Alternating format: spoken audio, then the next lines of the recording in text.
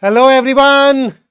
So this is 𝐁𝐀𝐄𝐒 and we are meeting in order to talk about an extremely important aspect for your preparation. Now, if you go ahead and talk to any of these toppers and ask them for the essential things to do, one thing that will repeatedly come into picture is going to be the test series. They talk about the fact that you need to go ahead and write multiple tests and then learn from those, all of that. But do you think it is actually necessary? I believe it is, and here is the reason. See, at the end of the day, you are preparing for an exam. Whether you have prepared well or not can only be determined by writing the mock tests. So, the mock tests do two things. Number one, they help you build the test taking stamina. And number two, they tell you where exactly you stand today. So come to think of it, if you are heading out to a party, you will get ready.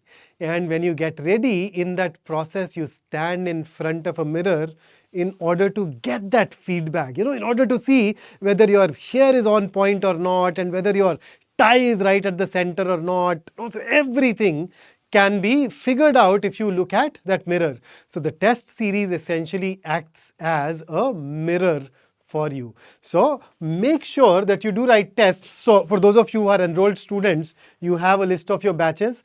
So far, the test series for you should start in the month of May. In fact, we are trying to ensure that you get at least one test even prior to that as well. But eventually, when you go to your batches, you would finally see that you have some test series available to you. Right? So here I've just opened one of the previous year batches. So for example, there was this ZAT Mock 3. Now if I were to open this, what will happen? It will take you to a testing engine which gives you a real life experience and exposure of the test. So let me just go ahead and start this one. I am ready to begin. So you notice in the ZAT exam, you don't really have a sectional time limit.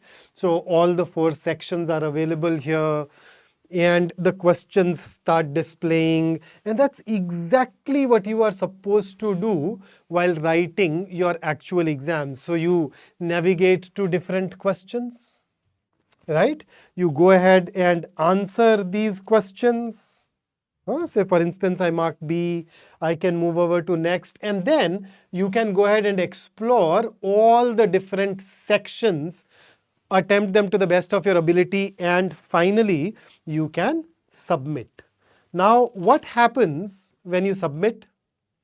Well, you get a feedback page. I'll skip that for the time being. But then subsequently, after submitting it, you go ahead and are able to see the solutions.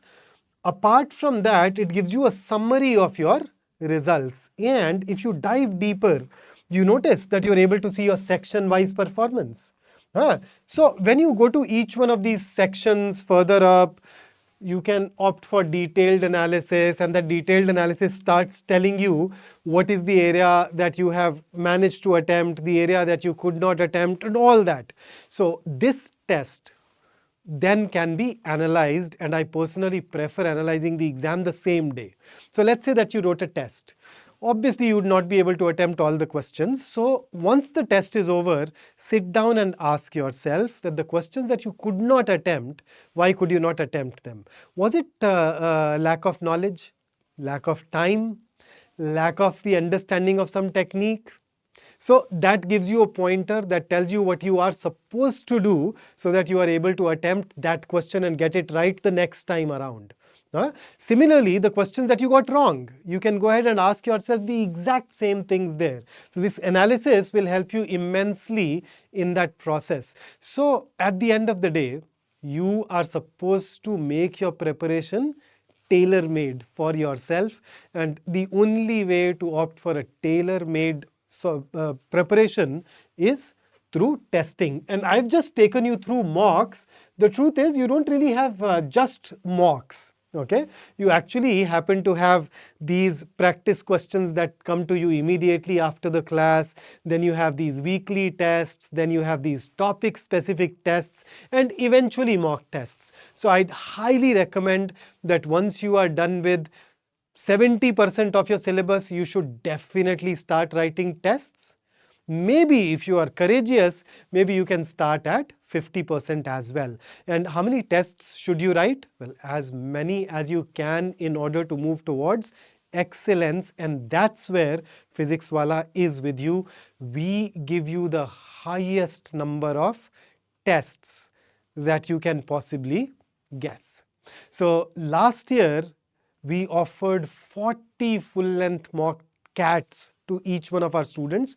And CAT is not the only thing. We also went on to provide 30, yes, 30 mocks for the other management entrance tests. So this year too, I guarantee that you're going to get at least 70 tests. In fact, let me make it bigger. You are going to get at least 80 full-length tests, which are going to be a mixture of mock CATs as well as OMATs, apart from a lot of other practice material that is available to you. So make sure that you finish your syllabus, move towards mastery, and then start attempting these mocks as well as all of those other tests that lead up to the mocks in order to go ahead and make the best of your preparation.